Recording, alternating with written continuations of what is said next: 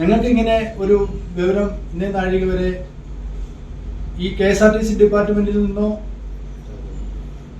അവരുടെ ട്രാൻസ്പോർട്ട് മന്ത്രിയുടെ ഭാഗത്തു നിന്നോ MLAയുടെ ഭാഗത്തു നിന്നോ ഇന്നേ നാഴിക വരെ ഈ ബസ് സർവീസ് നിന്നത് മുതൽ ഇന്നേ നാഴിക വരെ ഒരു കത്തോ അതിനുള്ള ഓർഡറോ ലഭിച്ചിട്ടില്ല. സത്യത്തില് 9 മാസക്കാലമായി അവിടെ റൂം റെഡിയാക്കി വെച്ച് നമ്മൾ ബന്ധപ്പെട്ട അധികാരികളെയും മന്ത്രിയെ വരെ ഇത് അറിയിച്ചതാണ്. കോന്നിയുടെ MLA ഏതാണ്ട് ഇപ്പോഴൊരു എനിക്ക് തോന്നുന്നു 6-6.5 വർഷമായി അദ്ദേഹം MLA ആയിട്ട് ഇതുവരെ ഈ KSRTCയെ പറ്റി ഒരു സബ്മിഷനും സഭയിൽ ഉന്നയിച്ച് ഞങ്ങൾ ആരും കണ്ടിട്ടില്ല. നമസ്കാരം. തണ്ണിത്തോട്ടിൽ മാത്രം പഞ്ചായത്ത് കിടക്കാൻ സ്ഥലം നൽകണമെന്ന് മന്ത്രിക്കും MLAയ്ക്കും എന്താണ് ഇത്ര നിർബന്ധം? ഷട്ടിൽ ബസ്സുകൾ പോലും നിർത്തിയത് പുനരാരംഭിക്കാതിരുന്നത് ആരെ സഹായിക്കാനാണ്?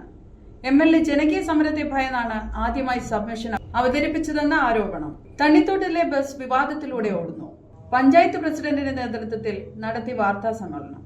ഏഷ്യയിലെ ഏറ്റവും വലിയ സ്ഥിരം നാടകവേദിയായ ഏരീസ് കലാനിലയത്തിന്റെ രക്തരക്ഷസ് ചാപ്റ്റർ 1 10,000 ചതുരശ്ര അടി വിസ്തീർണമുള്ള സ്റ്റേജിൽ പടുകൂറ്റൻ ജംബോജറ്റ് വിമാനം പറന്നിറങ്ങുന്നു. വേദിയിൽ കാറുകൾ ചീറിപ്പായുന്നു. നിമിഷ നേരം കൊണ്ട് മിന്നിമറയുന്ന പടുകൂറ്റൻ സെറ്റിംഗ്സ്, സിനിമയെ വെല്ലുന്ന രീതിയിലുള്ള ഗാനരംഗങ്ങൾ, ഇടിയും മിന്നലും പേമാരിയും അരങ്ങിൽ വിസ്മയം തീർക്കുന്നു. ആധുനിക ശബ്ദ സംവിധാനത്തിന്റെ പരിപൂർണത വേദിയെ പ്രകമ്പനം കൊള്ളിക്കുന്നു. 180-ൽ പരം കലാകാരന്മാരും കലാകാരികളും വേദിയിൽ അണിനിരക്കുന്നു. രക്തരക്ഷസ് ചാപ്റ്റർ 1 ഇന്ത്യൻ നാടകവേദിയിലെ ഏറ്റവും വലിയ ഷോമാനായിരുന്ന കലാനിലയം കൃഷ്ണൻ നായർ 51 വർഷം മുമ്പ് അണിയിച്ചൊരുക്കിയ നാടകവേദിയിലെ ദൃശ്യവിസ്മയ ഇതിഹാസം രക്തരക്ഷസ് പത്തനംതിട്ട റിംഗ് റോഡിൽ കണ്ണമ്പത്തൂർ ഗ്രൗണ്ടിൽ അഥവാ ജിയോ ഗ്രൗണ്ടിൽ AC ഓഡിറ്റോറിയത്തിൽ വൈകിട്ട് 6 മണിക്കും രാത്രി 9 മണിക്കും 2 അവതരണങ്ങൾ. രക്തരക്ഷസ് ചാപ്റ്റർ 1. തണ്ണിത്തോട് തേക്കതോട് ഭാഗത്തേക്ക് സർവീസ് നടത്തിയിരുന്ന KSRTC ബസ്സുകൾ നിർത്തലാക്കിയതിനെ സംബന്ധിച്ച് നിയമസഭയിൽ KU ജനീഷ് കുമാർ അവതരിപ്പിച്ച സബ്മിഷൻ അടിസ്ഥാനരഹിതമാണെന്ന് പറഞ്ഞാണ് തണ്ണിത്തോട് പഞ്ചായത്ത് പ്രസിഡന്റും മുൻ പ്രസിഡന്റും കോൺഗ്രസിൻ്റെ നേതാക്കളും ഇന്ന് വാർത്താ സമ്മേളനം നടത്തിയത്. അവർ പറയുന്നത് ഇങ്ങനെയാണ്: 2 ബസ് മാത്രമേ ഇവിടെ സ്റ്റേ ബസ്സായിട്ടുള്ളൂ. ഷട്ടിൽ സർവീസ് നടത്തുന്ന KSRTC ബസ് ഉണ്ടായിരുന്നു. ആ ബസ്സുകളും സർവീസ് മുടക്കിയിട്ട് വർഷങ്ങളായി. പലതവണ ഇക്കാര്യത്തിൽ നടപടി സ്വീകരിക്കണമെന്ന് ആവശ്യപ്പെട്ടുകൊണ്ട് KSRTC അധികൃതരടുത്ത് പരാതികളും നിവേദനങ്ങളും കൊടുത്തതാണ്. എന്നാൽ യാതൊരു നടപടിയും ഉണ്ടായില്ല. ഇപ്പോൾ ജനകീയ പ്രക്ഷോഭം ആരംഭിച്ചപ്പോഴാണ് ഒരു സബ്മിഷൻ കൊടുക്കാൻ പോലും MLA തയ്യാറായതെന്നും ആദ്യമായിട്ടാണ് ഇത്തരം വിഷയത്തിൽ MLA പ്രതികരിക്കുന്നതെന്നുമാണ് ഇവരുടെ ആക്ഷേപം. KSRTC ജീവനക്കാർക്ക് താമസസൗകര്യം ഒരുക്കേണ്ടത് പഞ്ചായത്തിൻ്റെ ബാധ്യതയല്ല എന്നും ഗതാഗത വകുപ്പ് മന്ത്രി KB ഗണേഷ് കുമാർ ഉൾപ്പെടെ ഉള്ളവർ ഇങ്ങനെ പറഞ്ഞത് തെറ്റിദ്ധാരണജനകമാണെന്നും പറയുന്നു. KSRTC ജീവനക്കാർക്ക് മുൻപ് പഞ്ചായത്ത് താമസ സൗകര്യം ഒരുക്കി കൊടുത്തിരുന്നു. വേണമെന്നുണ്ടെങ്കിൽ ഇനിയും ഒരുക്കി കൊടുക്കാൻ തയ്യാറാണ്. പക്ഷെങ്കിൽ ബസ് വരണമെന്ന് മാത്രം. അത് ഇല്ലാതെ എല്ലാ കുറ്റങ്ങളും പഞ്ചായത്തിൻ്റെ തലയിലേക്ക് എടുത്തു വയ്ക്കുകയാണ് ഇപ്പോൾ ചെയ്യാൻ ശ്രമിക്കുന്നതെന്നാണ് ഇവരുടെ ആക്ഷേപം. ഏഷ്യയിലെ ഏറ്റവും വലിയ സ്ഥിരം നാടകവേദിയായ ഏരീസ് കലാനിലയത്തിന്റെ രക്തരക്ഷസ് ചാപ്റ്റർ 1 10,000 ചതുരശ്ര അടി വിസ്തീർണമുള്ള സ്റ്റേജിൽ പടുകൂറ്റൻ ജംബോജറ്റ് വിമാനം പറന്നിറങ്ങുന്നു. വേദിയിൽ കാറുകൾ ചീറിപ്പായുന്നു. നിമിഷ നേരം കൊണ്ട് മിന്നിമറയുന്ന പടുകൂറ്റൻ സെറ്റിംഗ്സ്, സിനിമയെ വെല്ലുന്ന രീതിയിലുള്ള ഗാനരംഗങ്ങൾ, ഇടിയും മിന്നലും പേമാരിയും അരങ്ങിൽ വിസ്മയം തീർക്കുന്നു. ആധുനിക ശബ്ദ സംവിധാനത്തിന്റെ പരിപൂർണത വേദിയെ പ്രകമ്പനം കൊള്ളിക്കുന്നു. 180-ൽ പരം കലാകാരന്മാരും കലാകാരികളും വേദിയിൽ അണിനിരക്കുന്നു. രക്തരക്ഷസ് ചാപ്റ്റർ 1 ഇന്ത്യൻ നാടകവേദിയിലെ ഏറ്റവും വലിയ ഷോമാനായിരുന്ന കലാനിലയം കൃഷ്ണൻ നായർ 51 വർഷം മുമ്പ് അണിയിച്ചൊരുക്കിയ നാടകവേദിയിലെ ദൃശ്യവിസ്മയ ഇതിഹാസം രക്തരക്ഷസ് പത്തനംതിട്ട റിംഗ് റോഡിൽ കണ്ണമ്പത്തൂർ ഗ്രൗണ്ടിൽ അഥവാ ജിയോ ഗ്രൗണ്ടിൽ AC ഓഡിറ്റോറിയത്തിൽ വൈകിട്ട് 6 മണിക്കും രാത്രി 9 മണിക്കും 2 അവതരണങ്ങൾ. രക്തരക്ഷസ് ചാപ്റ്റർ 1. ജീവനക്കാർക്കും സ്റ്റാഫുകൾക്കും റൂമുകൾ ഒരുക്കി കൊടുത്ത് അവരെ സംരക്ഷിക്കുന്നത്, അതിനുള്ള നിയമം ശ്രീമാൻ നമ്മുടെ KB ഗണേഷ് കുമാർ സാറ് തണ്ണിത്തോട് ഗ്രാമപഞ്ചായത്തിലേക്ക് അതിൻ്റെ നിയമം ഏത് പുസ്തകത്തിലാണ്, എവിടാണ് ഈ നിയമം എഴുതിയിരിക്കുന്നത് എന്ന് ഒന്ന് അറിയിച്ചാൽ തണ്ണിത്തോട് ഗ്രാമപഞ്ചായത്തും അതുമായിട്ട് ബന്ധപ്പെട്ട് പദ്ധതി വെച്ച് കമ്മിറ്റി പാസ്സാക്കി DPCക്ക് വിട്ട് ഗവൺമെൻറ് അനുമതി വാങ്ങിച്ച് ഞങ്ങൾ ചെയ്യാൻ തയ്യാറാണ്. ഞങ്ങൾക്ക് ഇങ്ങനെ ഒരു വിവരം ഇന്നേ നാഴിക വരെ ഈ KSRTC ഡിപ്പാർട്ട്മെന്റിൽ നിന്നോ അവരുടെ ട്രാൻസ്പോർട്ട് മന്ത്രിയുടെ ഭാഗത്തു നിന്നോ MLA യുടെ ഭാഗത്തു നിന്നോ ഇന്നേ നാഴിക വരെ ഈ ബസ് സർവീസ് നിന്നത് മുതൽ ഇന്നേ നാഴിക വരെ ഒരു കത്തോ അതിനുള്ള ഓർഡറോ ലഭിച്ചിട്ടില്ല. മുഴുവനും ഇതിന്റെ ഉത്തരവാദിത്വം ഉണ്ടെന്നും പറഞ്ഞാണ് അവർ സമരത്തിലേക്ക് വന്നേക്കുന്നത്. എന്നാൽ ഈ കരിമാന്തോട് എന്ന് പറയുന്ന പ്രദേശം സ്ഥിതി ചെയ്യുന്ന സ്ഥലത്തെ ജനപ്രതിനിധികൾ എന്ന് പറയുന്നത് ഈ MLA യുടെ പാർട്ടിയിൽപ്പെട്ട 2 അംഗങ്ങളാണ്. അവർ നാളിതുവരെയായിട്ട് പഞ്ചായത്തിന് ഒരു അപേക്ഷ തരുകയോ അല്ലെങ്കിൽ ഇതുമായിട്ട് ബന്ധപ്പെട്ട റൂം എടുക്കാൻ സ്വീകരിക്കുകയോ ചെയ്തിട്ടില്ല. സത്യത്തില് 9 മാസക്കാലമായി അവിടെ റൂം റെഡിയാക്കി വെച്ച് നമ്മൾ ബന്ധപ്പെട്ട അധികാരികളെയും മന്ത്രിയെ വരെ ഇത് അറിയിച്ചതാണ്. എന്നിട്ടും അവിടെ ട്രാൻസ്പോർട്ട് ബസ് ഒന്നും പോലും വിട്ടിട്ടില്ല. 1-2 ബസ്സിന് മാത്രമേ സ്റ്റേ ചെയ്യാനുള്ള ഇടമെന്നല്ല അതിനുള്ള പ്രൊവിഷനുള്ളൂ. അവർ രാത്രി വരുന്നു, കിടന്നുറങ്ങും, രാവിലെ വെളുപ്പിനെ പോകണം. ബാക്കിയുള്ള ബസ് സർവീസുകൾ മൊത്തം പത്തനംതിട്ട ഡിപ്പോയിൽ നിന്നോ ചങ്ങനാശ്ശേരിയിൽ നിന്നോ കോട്ടയത്തു നിന്നൊക്കെ വരുന്ന ബസ്സുകളാണ്.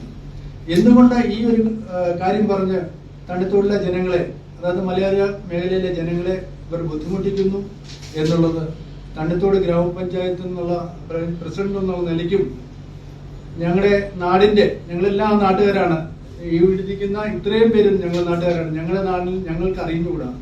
ഈ ബസ് സർവീസ് എത്രയും പെട്ടെന്ന് പുനരാരംഭിക്കണം എന്ന് പറയുന്നു. ഇതിന്റെ ബാക്കി കാര്യങ്ങൾ പറയാൻ വേണ്ടി തുടർച്ചയായിട്ട് ഈ വണ്ടികളെ തണ്ണിത്തോട്ടിൽ നിന്നും വീണ്ടും അത് റോഡുകളുടെ അവസ്ഥയൊക്കെ നന്നാക്കി തന്നുകൊണ്ട് തന്നെ ഈ KSRTC ബസ്സുകൾ തേക്കുതോട്ടിലേക്ക് സർവീസുകൾ നീട്ടുകയും ഞങ്ങളുടെ പ്രദേശത്തിനൊന്നാകെ അത് നല്ല രീതിയിൽ പ്രയോജനപ്പെട്ടിരുന്ന ഒരു കാലഘട്ടമായിരുന്നു അന്ന്. ഏതാണ്ട് 10-20 വർഷക്കാലത്തോളം ഈ KSRTC ബസ്സുകൾ സർവീസ് നടത്തി. ഈ സമയങ്ങളിലൊന്നും മാറി മാറി വന്ന പഞ്ചായത്ത് ഭരണസമിതികൾ ആരും തന്നെ ഈ KSRTC ബസ്സിലെ ജീവനക്കാർക്ക് താമസ സൗകര്യങ്ങൾ ഒരുക്കി കൊടുത്ത ചരിത്രം ഞങ്ങൾ ആരും കണ്ടിട്ടില്ല. ഞാനും പഞ്ചായത്തിന്റെ പ്രസിഡന്റായിരുന്നു. ഞാനും ഈ സംഭവങ്ങളൊന്നും ചെയ്ത കൂട്ടത്തിലല്ല. കാരണം ഇത് പഞ്ചായത്തിന്റെ നമ്മളുടെ അനിവാര്യ ചുമതലയിൽപ്പെട്ട കാര്യങ്ങളാണ് പഞ്ചായത്ത് ഫണ്ട് ഉപയോഗിച്ച് നമ്മൾക്ക് ചെയ്യാൻ പറ്റുക. KSRTC ജീവനക്കാർക്ക് സൗകര്യം ഒരുക്കി കൊടുക്കുക എന്നുള്ളത് പഞ്ചായത്തിന്റെ അനിവാര്യ ചുമതലയിൽപ്പെട്ട കാര്യമല്ല. അപ്പോൾ തന്നെ ഇതിന്റെ തനത് ഫണ്ടായാലും പ്ലാൻ ഫണ്ടായാലും എടുത്ത് പഞ്ചായത്തിൽ KSRTC ജീവനക്കാർക്ക് അവർക്ക് വേണ്ട താമസ സൗകര്യം ഒരുക്കി കൊടുക്കുന്നതിൽ പഞ്ചായത്തുകൾക്കും ഒബ്ജക്ഷൻ ഉണ്ടാകും. ഇപ്പോഴത്തെ ഒരു വിഷയം എന്താണ് എന്ന് ചോദിച്ചാൽ, ഈ കോവിഡിന് ശേഷം ഞങ്ങളുടെ പഞ്ചായത്തിലേക്ക് ഈ KSRTC സർവീസുകൾ ഒന്നും തന്നെ ഇല്ല, പരിപൂർണമായും നിലച്ചിരിക്കുന്നു. ഇപ്പോൾ കോവിഡ് ആയിരുന്നു എന്നുള്ളൊരു കാരണമൊക്കെ പറഞ്ഞു. അപ്പോൾ അതിനെ പ്രൈവറ്റ് ബസ്സുകൾക്ക് അവിടെ കൂടുതൽ പെർമിറ്റുകൾ നൽകി. പ്രൈവറ്റ് ബസ്സുകൾ ധാരാളമായി ഓടുന്നു. ഞങ്ങളെ സംബന്ധിച്ച് ഞങ്ങൾ ആരും തന്നെ പ്രൈവറ്റ് ബസ്സുകൾക്കെതിരെയോ KSRTC മാത്രം ഓടിയാൽ മതി എന്നുള്ള ഒരു അഭിപ്രായക്കാരല്ല. ഞങ്ങളുടെ നാട്ടിലെ ഒരു മലയോര ഗ്രാമമാണ് തണ്ണിത്തോട്ട്. അവിടെ KSRTC ഉണ്ടാവണം, അതോടൊപ്പം തന്നെ നമ്മളുടെ പ്രൈവറ്റ് ബസ്സുകൾ ഓടണം. പ്രൈവറ്റ് ബസ് ഓടുന്നതിന് വേണ്ടി അവർക്ക് വേണ്ട ഒത്താശകളെല്ലാം ചെയ്തു കൊടുത്തുകൊണ്ട് KSRTCയുടെ മേലെ തുരങ്കം വയ്ക്കുന്ന ഒരു പ്രവണത ഒരു ജനപ്രതിനിധികൾക്കും ഒരു രാഷ്ട്രീയ പാർട്ടിക്കും നല്ലതല്ല. നിലയ്ക്കപ്പെട്ട ഒരവസ്ഥ. ഏതാണ്ട് 6-7 വർഷക്കാലത്തോളമായി ഒരു KSRTC എങ്കിലും ആ റൂട്ടിൽ സർവീസ് നടത്തിയിട്ട് ഏതാണ്ട് 8 വണ്ടികളോളം അവിടെ സർവീസ് നടത്തിയിരുന്നതാണ്. ഇപ്പോഴേ അവിടെ 2 വണ്ടികളാണ് സ്റ്റേ ചെയ്യുന്നത്. ഒരു തൃശൂർ ഫാസ്റ്റ്, ഒരു തിരുവനന്തപുരം ഫാസ്റ്റ്. ഈ 2 വണ്ടികൾ അവിടെ സ്റ്റേ ചെയ്യുന്നുണ്ട്. ബാക്കി എല്ലാ വണ്ടികളും വന്നു പോകുന്നു. പോട്ടെ, സ്റ്റേ ചെയ്യാൻ സൗകര്യമില്ലാത്തതുകൊണ്ട് സ്റ്റേ വണ്ടികൾ നിർത്തി എന്ന് പറഞ്ഞാലും ബാക്കി വണ്ടികളുണ്ട്, അതുപോലും സർവീസ് നടത്തുന്നില്ല എന്നുള്ളതാണ് ഒരു അനുഭവം. അപ്പോൾ ഇതിനൊക്കെയും ഇപ്പോഴിരിക്കുന്ന MLA-യോടായാലും മന്ത്രിയോടായാലും DTOയുടെ അടുത്തായാലും എല്ലാം ജനങ്ങള്, കക്ഷി രാഷ്ട്രീയ ഭേദമന്യേ എല്ലാ ജനങ്ങളും പരാതികൾ പറയുകയും നേരിൽ കണ്ടു പറയുകയും രേഖാമൂലം സമർപ്പിക്കുകയും ഒക്കെ ചെയ്തിട്ടുണ്ട്. പക്ഷെ ഇപ്പോൾ വന്ന ഒരു അനുഭവം, ഇതെല്ലാം പഞ്ചായത്തിൽ ഏറ്റവും താഴെ തട്ടിലുള്ള തദ്ദേശ സ്വയംഭരണ സ്ഥാപനമാണ് പഞ്ചായത്തുകൾ എന്ന് പറയുന്നത്. ഇതെല്ലാം പഞ്ചായത്തിന്റെ കുഴപ്പമാക്കിക്കൊണ്ട് പഞ്ചായത്തിന്റെ മേളിലേക്ക് കെട്ടിവെക്കാൻ ശ്രമിക്കുന്ന ഒരു പ്രതീതി. കോന്നിയുടെ MLA ഏതാണ്ട് ഇപ്പോഴൊരു എനിക്ക് തോന്നുന്നു 6-6.5 വർഷമായി അദ്ദേഹം MLA ആയിട്ട് ഇതുവരെ ഈ KSRTCയെ പറ്റി ഒരു സബ്മിഷനും സഭയിൽ ഉന്നയിച്ച് ഞങ്ങൾ ആരും കണ്ടിട്ടില്ല.